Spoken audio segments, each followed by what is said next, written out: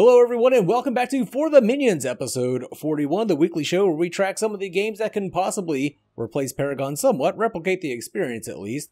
I am your host, the NarGoose. Joining me as always is the illustrious MandiMal. How you doing, Mandi? I am just as illustrious as ever. I'm doing good. I'm really excited to introduce our guest host this week, Mr. FoolishBloodHunter. How are you? Hello. Hello. Hello. So we usually start by asking our guest host their favorite hero to play in Paragon, how they got started with Paragon, all that kind of stuff. So do tell us all the juicy details. Well, first, my last favorite hero is Polari, and maybe Greystone. But my history is that I started on PS4 when it first came out. Played Legacy, played all this, played I think the beta, and then the early access and open, whatever. But I like Legacy a lot better. I started, getting to know how to play. It's my first MOBA. It's just, you don't like top-down MOBAs, and this treats you. Nobody wants to teach you anything, basically. I had to learn it all on my own, play solo. But about it. Yeah, it's a lot of people's first MOBA, Paragon. Yeah, it was my first as well. And we've discussed that before. There needs to be better training in these games. I feel that at least during Legacy, people were a little more open to teaching each other instead of yelling at each other. But yeah, any MOBA you get into, instead of informing like, hey, that's maybe not the lane you want to take that hero or something like that, they'll be like, yo, dumbass, why the fuck you playing that over there? And it's like, yep. Which of course makes you mad because they're being so aggressive. So yeah, just stand there and tell me if anybody's coming. Yeah. I've never had that, but that's funny. Go in the jungle and sit in a corner. But let's move on to the news and updates for this week, starting with Ethereal. Before we get into Ethereal, I want to let you guys know that their new website is up and running. This was announced after we recorded, so we'll talk more about it next week. Be sure to check it out to find out all sorts of new information about Ethereal, like class passives, atropos, and a ton of lore. They dropped some more voice lines. We never did play the Leah voice lines last week, so I'm going to go ahead and play those this week, but we're also going to go ahead and take a look at Kalia's voice lines, which we will do right now.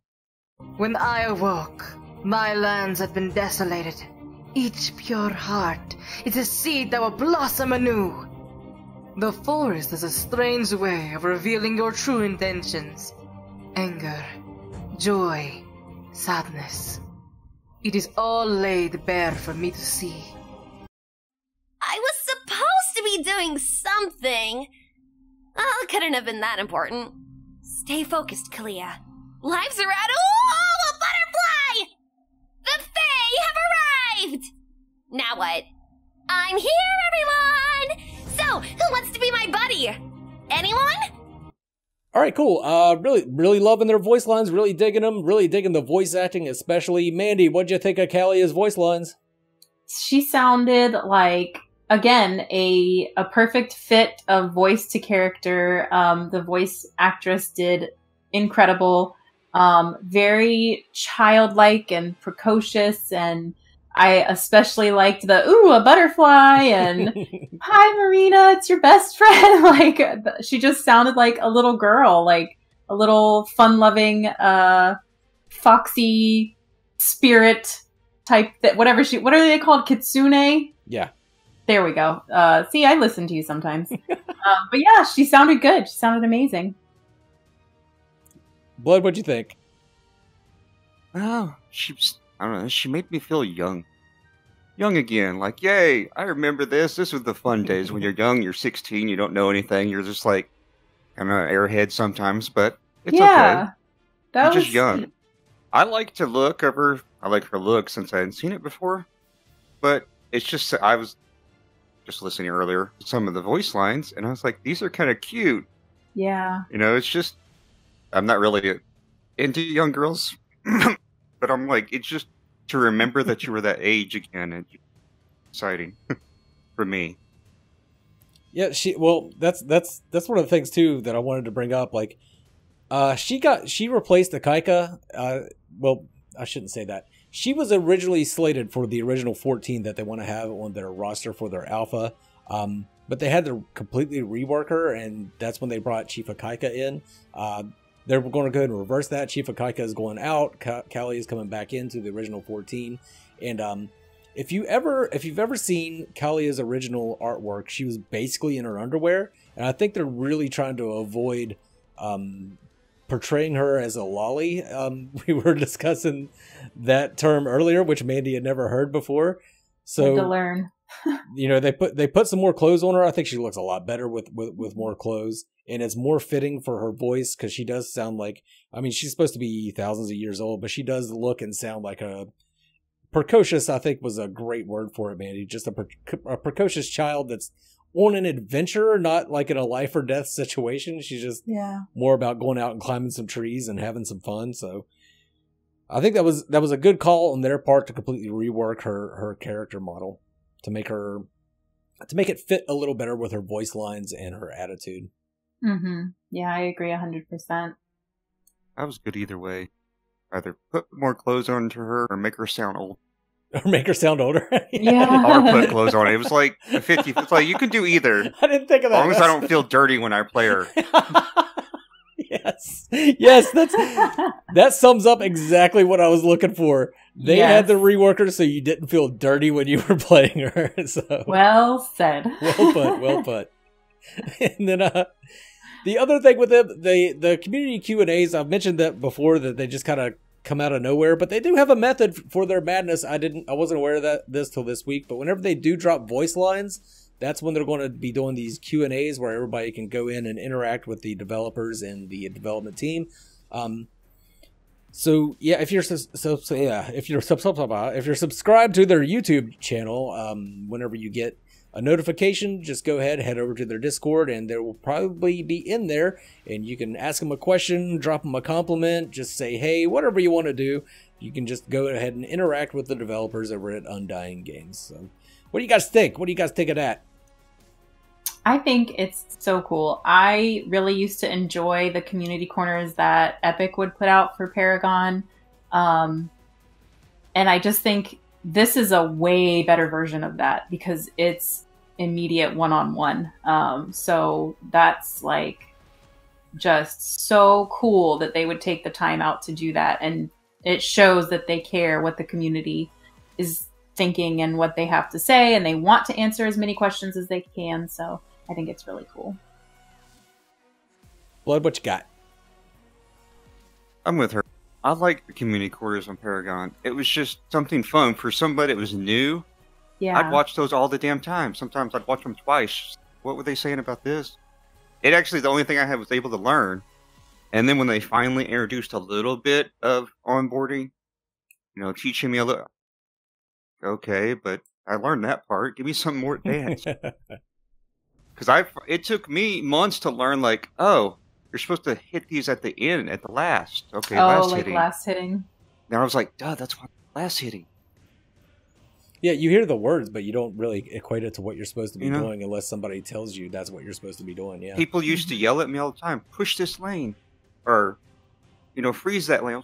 I don't know what you mean. Mm-hmm. I'm not playing Aurora. I can't freeze this lane. Yeah, right? So almost what I said one time. But then I learned, and then when I learned, it was Monolith came out. I was like, now I gotta learn different timings. Yes. It's like, oh wait, this is actually easier now. And then I just got tired of them changing. I want these new ones to exceed because I want to play that third-person MOBA again. Mm-hmm. But I also just got tired of them changing their core formula on Paragon. It's like, you went from this map, and then you went to a smaller that had all this, and you went this, and then you did this, and then they changed the card system the third time. I was just like, give it a chance, but no. That's what broke you, right? The new card system? Yeah. That's why I was wanting these people. I was actually digging some of the core stuff and even predecessor. But my real favorite is Furial. I've always liked that since the beginning. Yeah, it's a really cool step up from a typical MOBA. Mm-hmm. Way better than Smite. And it's we've definitely seen the fruits of interacting with the community, definitely from Omeda as well, which we're going to head into now. Smokey's always been very open and willing to field questions from the community during his streams, and it really shows in the final product. They take a lot of that into consideration. They don't let the community make the final decision, and they make that final decision themselves, but they do allow the community to influence those decisions, which is always good to see. Because if you're creating a product, you don't want a committee tell it, you know, creating that product. You want one person to have the final say on how that product gets created. So it's good to have that community feedback, but you do need somebody to keep directing and steering the game towards its final product. So but for Meta, for their news, they're going to start using the Amazon Game Lift, I think it's called, for servers. I'm not sure if that's the correct name for it, but anyway, they're going to be using Amazon to host their servers whenever the alpha comes back online, which is great news, because during the alpha gameplay, they would often have to bring the servers down when a lot of people wanted to play, simply because none of them were going to be there to monitor the servers. With this way, they can just walk away, and it takes another thing off their plate. They can stay more focused on bug fixing and testing the game themselves, and not have to worry about servers. So I think that's really great news, far more important than it may look on the surface. So good for them. Blood, did you get a chance to take a look at the alpha and all that for Predecessor? Basically, only when y'all showed it. Yeah. Or maybe some from Britick. I watched Britick play it a little bit for a while. I remember, I think, weren't you streaming it once? I don't remember. Was that you streaming it, or? I did stream it a little bit, which I wish I would not have. I think it's when you were both playing it, I think. I saw a little bit of each one of you. Yeah. But I kind of liked it. I was like, well, it looks like the timing's way off on that first one I saw. Yeah. When they showed it, everyone was like, well, y'all shouldn't have brought this out. You should know how people are. Yeah. After they started calling Anthem a demo. Didn't do well. Yeah, we'll talk about a little more about that later on, but I don't know.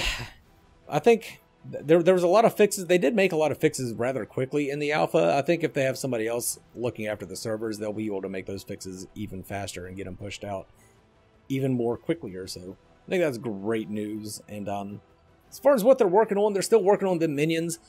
I know we've been saying that for like the last couple weeks, but if you watch Smokey's streams, you can see that he's very quick. He's very good at what he does.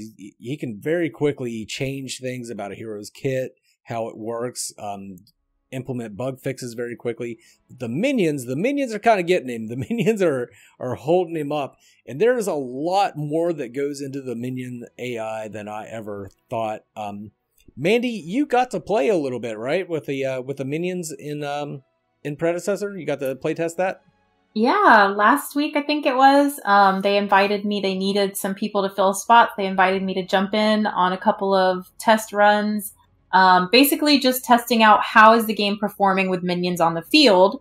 There wasn't a lot of AI programmed into them. And he basically told us at the beginning, we know they're dumb. Don't tell us that they're dumb right now. Just, we need to know, are you getting any lag? Are you getting any rubber banding? Are you getting anything like that? And actually everything was great. We play tested both on an NA server and a European server, and it was great. I mean, I thought it went as smooth as a baby's bottom. So that was really impressive. And like you said, there's so much that goes into these minions and what they have to interact with. And just, I mean, it's incredible if you know the nitty gritty of it, which I don't. I barely, have scratched the surface of what it must take to program these minions in their AI. But yeah, it's definitely reasonable that they're going to take a little TLC to get them working right. So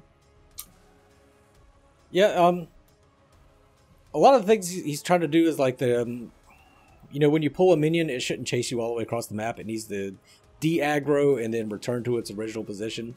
And just getting the correct radiuses for that, like how far they should chase you, how far away out of the lane they should go, and where they should return to after they de-aggro. It's a lot of stuff involved that he's really trying to get worked out.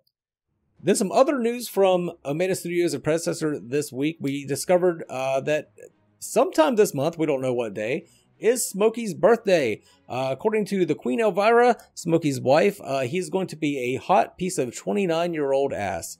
That is the exact quote. So everybody hit up his streams when you see him, get on Discord, and just tell him congratulations this month on becoming a hot piece of 29-year-old ass.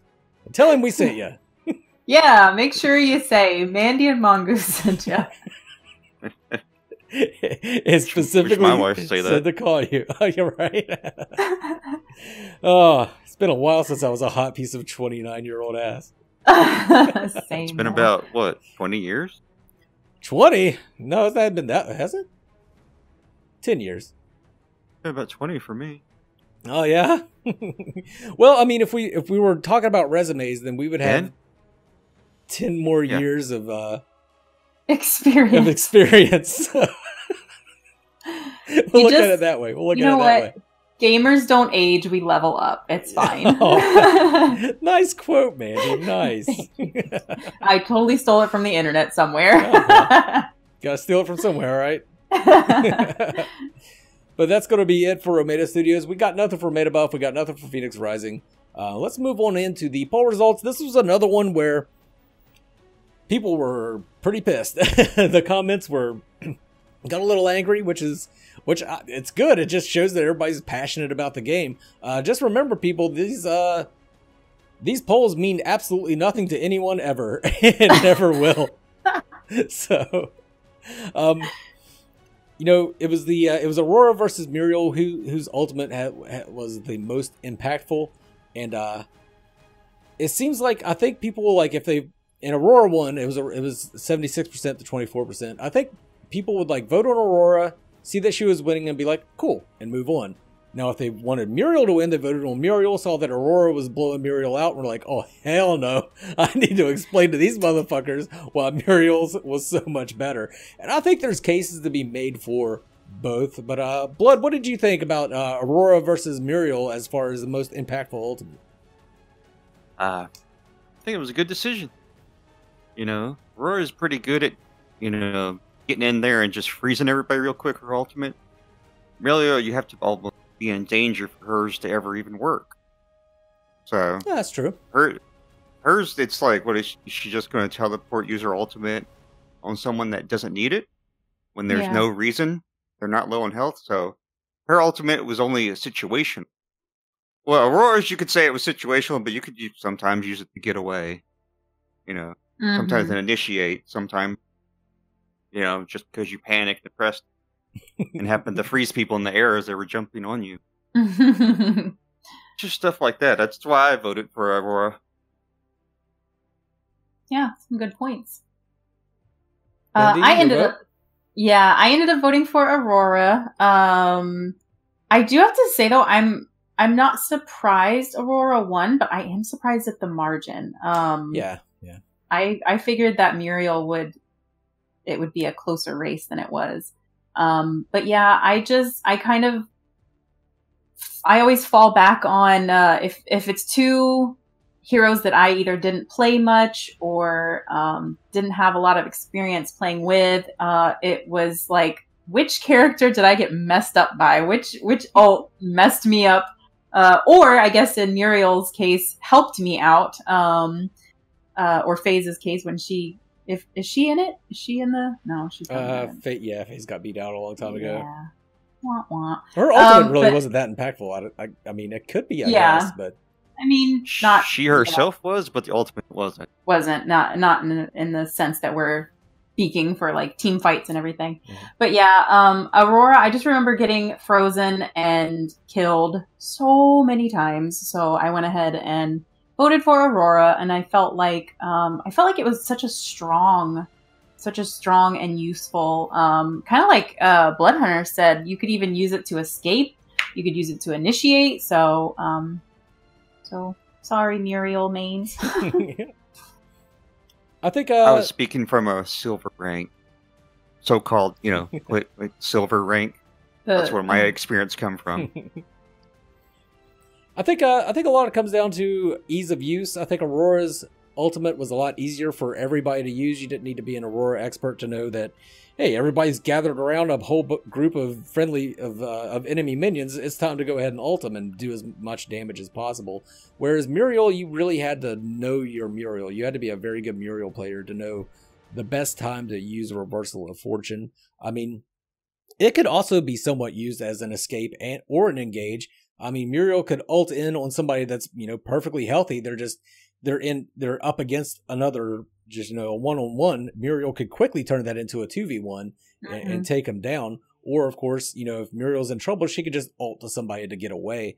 But I think the good Muriel player, I think Reversal of Fortune used by a really good Muriel was more impactful than a Cryosism used by an Aurora, no matter what her skill level was. However, I think it was a lot easier for everybody to use Aurora. So in the end, I do believe Cryosism was the right choice here. I think it was more impactful in the game overall than Muriel. But I don't tell people what to use, what standards to use whenever they do these, vote on these polls. And it's like I said, it doesn't really matter. So all of it comes down to Muriel. She used to have a knock up on her ultimate, and it was far more impactful than later on, especially if you put Shockwave on her. If you had Muriel with Shockwave and Steel with Shockwave, you could just keep the entire team bouncing around until they were all dead. So. Sorry, after the new card system, I only used Grux with that one move that gives him a one-shot kill. Was that Deathstalker? What was that? It was like, yes, something. Yeah. I've heard That's a lot the only of people card. I talk just did about that. I didn't care if I win, I lose. I just wanted to play with that card. You just wanted to kill the shit out of people. So that's gonna close it out for the poll results for this week. Let's get into the highlight reel. Speaking of people killing off their target before Muriel can get to them, that's going to be in the highlights. So let's go ahead and check those out now. We've got Naki the streamer here, formerly known as I Am Gamer, going into the Shadow Well. He's in Legacy. Shit. He goes into travel mode and gets immediately bricked out of it. That was the problem with travel mode right there. Rampage teeing off of him, got the red buff, and now Grim is in the party, gets the placement blast away. He's going to try and sneak around and use his Q. You can hear him saying Q. But they are just dogpiling in on him. He's got his sword up there, and the wind up, he gets away with just a sliver of health. You can hear how excited he is to have actually escaped. Once again, enters travel mode. You hear the Rampage Rock smashing behind him. That is one asshole clincher of a play right there. Good on you for getting away. We've got James Ganko with 2 clips this week, starting off with the Sparrow with the deceptively named 10-year-old girl. I like that. We're going to start a big play here, moving in on the red team. Starts to channel the inner fire as everybody bunches up. Takes somebody out immediately, takes down Severog. Decker just cruises through, pins him in with the containment fence, but it's not going to be enough. Aurora, I don't know why she stepped up, but she just stepped up to her death. Murdoch steps up into the black hole, gets taken down by Sparrow. Now it's just poor little Decker left. Sparrow's going to charge in and try and take her out. She's taking tons of tower damage. She's going to have to get out. But Decker's stuck between a rock and a hard place. And she gets pierced by the Sparrow for the pentakill. Kalari cleaning up the lane here, but there is a massive push from the enemy team coming straight up mid lane. She's going to slink over to the side, enter the Shadow Realm, and see if she can deal some damage. And you know she's going to. Starts off big, takes out Iggy and Scorch without breaking a sweat. Starts teeing off on Wraith. He's juking and jiving. Muriel comes in to save him, but it's a little too late. Takes her down. Takes Crunch down. He tried to save her too. The death sentence comes out to pick up a 4th kill. Now Muriel's in trouble. She's trying to shield herself, trying to get away. And it's not going to happen. Enters the Shadow Realm once again for that big beefy slice to the face for the pentakill. Alright guys, I hope you enjoyed the highlights this week. Now, for the topic of discussion this week, it's not really anything set in stone. We just want to talk about some of the games that we've been playing in the meantime while we're waiting for these other games to come out and just some other general stuff that I wanted to address. But let's start off with talking about some stuff that we've been playing in the interim. Something that Blood just got me into was Destiny. If you don't know, Destiny is a free download right now. I think it's just free, period. Some of the other, you need to unlock some of the other stuff in it, but if you want to just try Destiny out, it's completely free. I've been trying it out. Been having a lot of fun with it. Mandi, I know you used to play Destiny a lot, right? I used to play the crap out of some Destiny too. I loved it so much. I'm not caught up. I haven't played since Forsaken, so there's a couple of expansions, DLCs that I haven't played, but I always look forward to jumping back in. And I know Destiny gets a bunch of crap from people, but I don't care. It is one of my all-time favorite games and will always be. So I'm very excited that I'm excited when it first was announced that it was coming free to play on PC. I was like, well, what do I care? I have it on PS4. But, you know, now I have a chance to play with my friends that maybe only play on PC, like the NarGoose. So I'm excited. I'm And it has crossplay. The bow, so yeah, not crossplay. I mean cross save. Yeah, there you go. So I can get on and carry you, Goose, anytime you want me to. I got Bloodhunter to carry me. I don't know what you're gonna do. Okay. See, you should get on PC then and play with us. Yeah, one of these days we'll definitely do that. The way they did it on PC is the way they did the whole game with New Light. It's called New Light is the free version. And they took the original mission that was the best mission before they fired a guy, Destiny. The original Destiny 1 mission that you had, they put that in the first light so people get that sense of wonder where they wake up. They just don't know what's going on. They put that there, which makes it better. And then they have, I think they have another mission that leads you into Destiny 2 right away, like the next, and then it leads you to this. You have to learn that you did lose your powers, and you have to learn to get them back, kind of like they did in Forsaken. And then after, they just put you in the tower, and here's the tower, here's the hub, and explore. Now they did it to where it's not forcing you to do anything anymore. It's not like you have to finish this campaign, you have to go here. Now it's just like, here's all the things you can do. Now go choose. If you wanted to choose to do the campaign, you could just go to this vendor and start the campaign, instead of doing it like it used to be.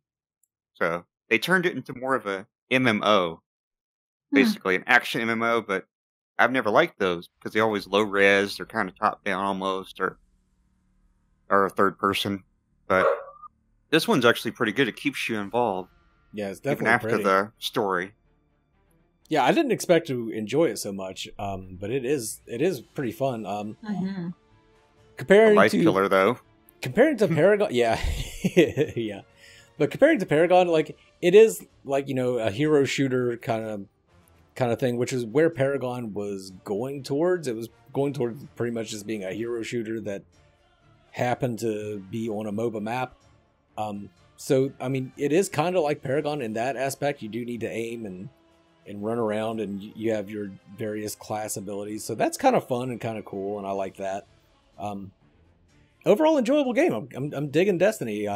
Mandi always used to talk about it, and Blood's been trying to get me to play it forever. Now it's free. I have no reason not to play it, and I tried it out, and it's a good time, man. It's a good time. Good stuff. What did you play, Mandi? What did you play, a hunter or what? Oh, of course. Of course I was a hunter. Yes. I always play hunter. Absolutely. Actually, it's by my name, Blood Hunter. Yeah. So anytime you see my characters or my Sparrow or my Ghost, everything has a Blood Hunter kind of look. Yeah, they're really cool looking. You've got your shit tricked out. I'm in this beat up ass janky ship and crappy Sparrow, and he's like, more. Yeah, I know. I'm just jealous. But another game, just speaking of other games that I played besides Paragon, well, since Paragon probably, was No Man's Sky got so much better this year on their Beyond update. I used to hate No Man's Sky. And then the new No Man's Sky, now they let you create, it's actually a space. And then that first time, if you've never played No Man's Sky, the first time you go from the planet to space, and then you're sitting there like, wait, no cutscene? There's no loading? It's just, you can go straight up into space, and then they have it in real time if you have to go to another one, another like planet or something. But you can turn around back and just go right back down on that planet, and the scale of it being a planet, and then it just gets bigger and bigger and bigger as you're going down, and then you land. And you can land anywhere. It's just like a game I play to relax. Mm. Did you ever Paragon play was my Sky, multiplayer. Mandy? I was asking Mandy if she ever played No Man's Sky. I played it before the update. Gosh, this was a while ago because this was when I worked at GameStop, and you could actually like check out games basically. And Worked then at GameStop, weird flex, but okay. I'm just saying. So yeah, I just checked it out for like 3 days, played it. And I was like, meh, not for me. But I have been watching a couple of my friends stream it, not too terribly long ago, back when the big update kind of first hit. And man, I was like, I kind of want to get back into that. Like, I think it would be super fun to play with a group of friends. But also there's so much to do that it would be such a cool thing to do on your own and just go and explore and see what you can find and make your way around. Everybody can jump into, like, everybody gets a freighter now. Like, you see the big Star Destroyers in the sky?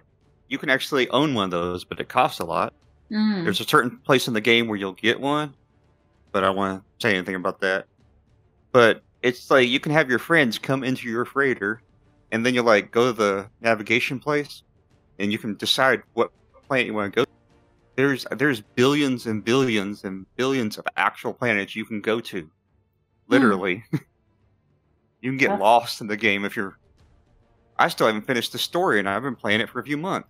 Yeah. Oh, really? It's just massive. You can build your own base together. It's almost like a second life if you really into it.